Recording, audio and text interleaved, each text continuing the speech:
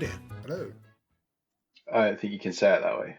We've got 2 out of 4 beers to drink today. And also, if you want, I can give us a spin on the wheel. What beers do we want to do? These are donated by Mark. Introduce us to them, Mark. As they're all brand new beers to you, why don't you just each pick one based on purely what looks most appetizing based on can/name, and we'll do those today. Do you want to go first, Carl? Pick a beer. Any beer. This one, Levelhead Session IPA, for balanced and easy drinking, Green King. And this guy's got a very... Oh no, he's been decapitated. I think he's a king. He looks like a king. Look. I don't think he's a king anymore because he's been decapitated. I think he's the Green King. I think the Regions are now speeding their way faster than to the next in line.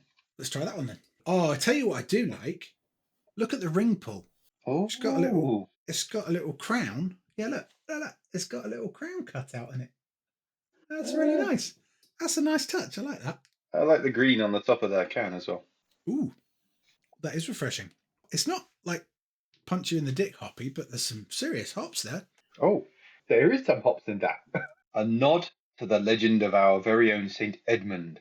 This hoppy, sessionable IPA invites you to keep it steady, just like Eddie. Beheaded by the Vikings in 869, his head was miraculously reunited with its body by a ghostly wolf, and his sainthood assured. Their main brewery is in Bury St Edmunds. Is it called Bury St. Edmunds because St. Edmund is buried there?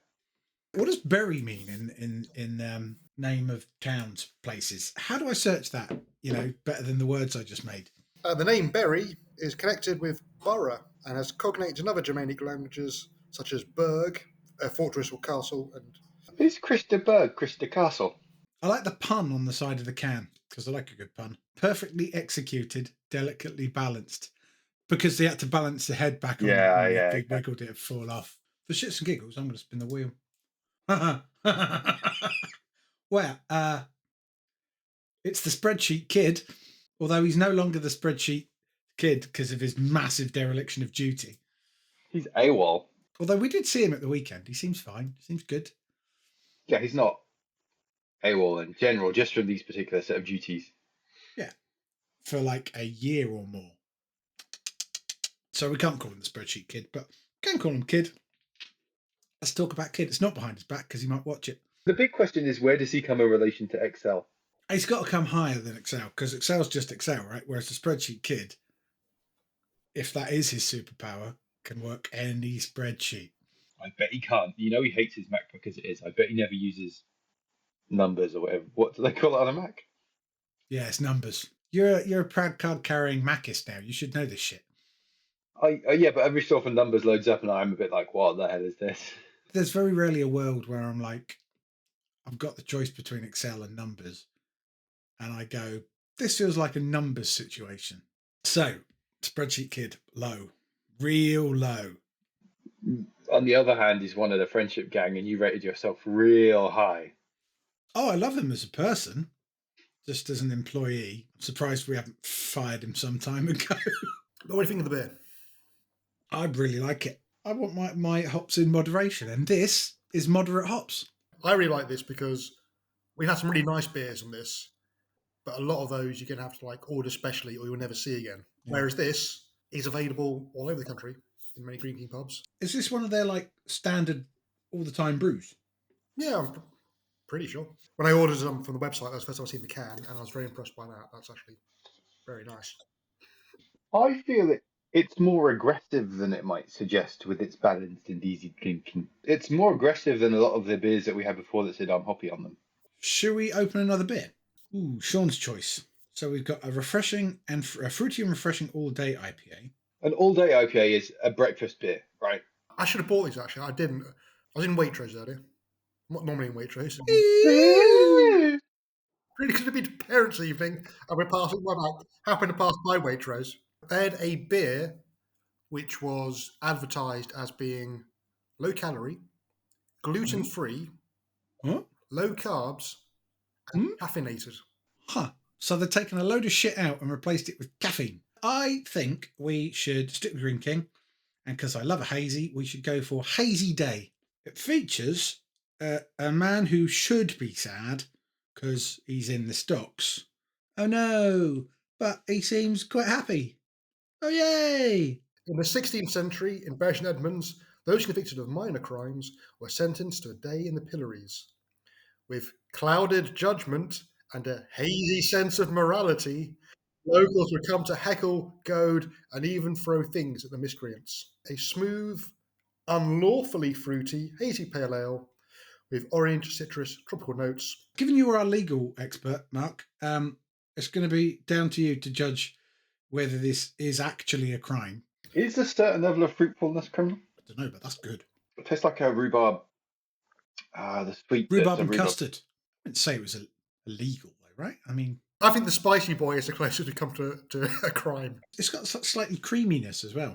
It is. It's a rich creaminess to it. That's real tasty, that. That's Gert Lush. That's very nice. I think I prefer that to level-headed. Now, this I haven't seen on tap in Green King pubs, but then I haven't been to that many recently. This is sort of what I expected Juice Shack to taste like. So it'd be interesting when we drink that and see if it's similar. Is this the season when we sell out in a desperate attempt to get a revenue stream? Oh man, if I could get sponsored by like Waitrose, just olives, just send me olives, all the olives. Right, we should place things. Should we start with the kid? Spreadsheet Kid. Oh. Right, we need to really hammer home the fact that this isn't Mike Kidd, the person. This is the spreadsheet kid, and he's got to be really low. He's got to be really, really low. If we are grading Kid purely on his spreadsheet incapacity in relation to this show, and he's done nothing for you recently, then yeah, it's got to be down there. I love him, he's a great guy, but if we're looking at just this aspect of him, then yeah. Did he make it to the end of Advent 2023? I don't think he did. We can't put him, especially now, we can't put him lower than Musk. I don't think we can put him lower than an actual spreadsheet, because without the spreadsheet Kid is nothing. All right, the next touchstone on our list is obviously Taka the Otter. Which is a very tragic book. Not as tragic as your spreadsheet Kid abandoning you. You know what Taka didn't do? He didn't fuck off and leave everyone. Kid knows us fairly well, and so we'll anticipate that we are fickle, vengeful, often irrational, angry people, and so we will... Bitter. Yeah. Bitter people. I'll be shocked if he doesn't see this coming, to be honest. We've got the hop frenzy in there, which wasn't very hoppy. And in the same way, the spreadsheet Kid wasn't very spreadsheety in the end. He's not very hoppy either. I think Hot Friends is a good shout. We've been very, very down, traditionally, on things that don't live up to what their name is. Yeah. What do you reckon? Just below Hot Frenzy? Because he's also a big fat lie? Luna Melon, lie. Sun God, lie. Hot Frenzy, lie. I feel like you should be hosting a right-wing podcast. Sun God, DEI. Arthur the Otter, build the wall. Build the dam. No, that's beavers, not otters. Oh my gosh.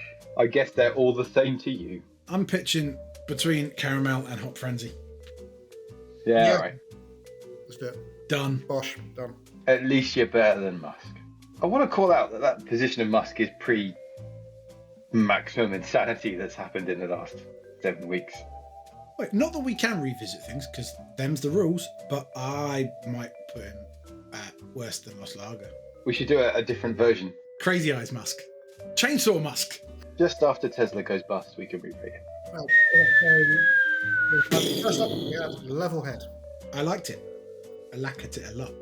Did like it, but I feel it lied on the can. Because it's all unbalanced and sessionable when actually it's quite a hoppy, cheeky monster. It's still easy drinking, though. I think my biggest complaint with it is on the back, it gives the blurb about his severed head miraculously reunited with his body by a ghostly wolf. It then ends the story. That raises a ton of questions. Yeah. Does he come back, or is it just the body and the head in the same place? Maybe at some point they're going to do like some sort of ghostly wolf bit and the story will continue. Given that his head's just been cut off, he doesn't look overly concerned. He's like, oh, okay. Oh, my head's come off. Oh. He wasn't the sharpest tool in the box, was Edmund. I was feeling just to the left of Arcade Maid, but I liked Lupaloid. That's quite a long way down. Lupaloid was good, this is good. Like, I liked it as a beer. And I will take every opportunity to bump Arcade Just Maid up. Arcade Maid. I think I preferred Lupaloid. Oh, I'm changing my tune now because the historicalness of it just got to me. And I looked at the guy and he looked kind of sad and morose on his little can, saying, I lost my head and you're going to put me under Arcade Maid. He doesn't look sad and morose. He looks stoned. He's like, something's happened. He looks a bit like Mungo Jerry.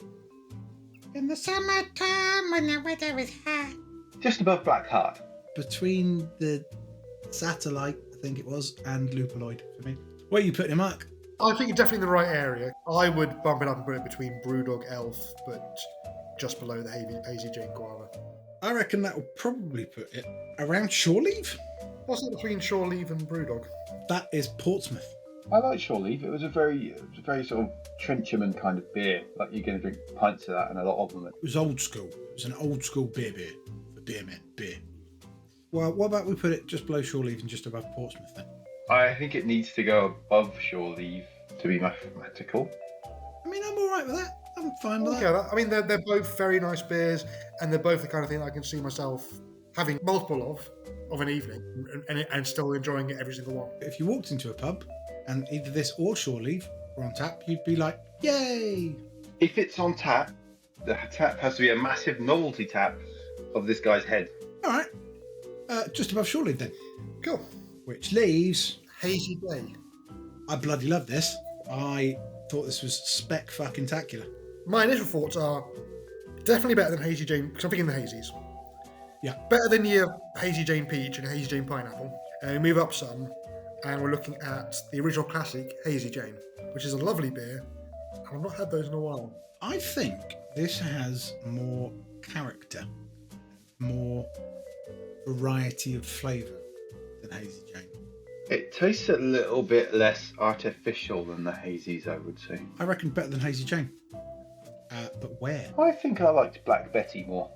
I think I would prefer this over a Hazy Jane. But how much more? Do you prefer it to tectonic plates? Whatever you got to the right of NHS, I wasn't here for. Duct tape's amazing. I would place this between Millennials and the NHS. I'd put it just below the Lion King because I fucking love the Lion King. Just above England for me.